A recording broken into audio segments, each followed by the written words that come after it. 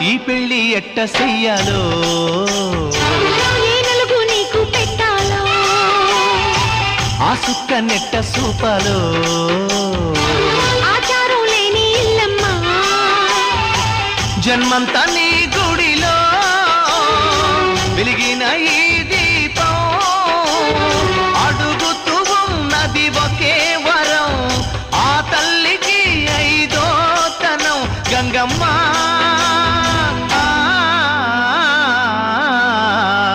అందాల పూల రెమ్మ పేరింటి ఎన్నెలమ్మ ఎల్లమ్మ నీ పిల్లమ్మ అందాల పూల రెమ్మ పేరింటి ఎన్నెలమ్మ ఎల్లమ్మ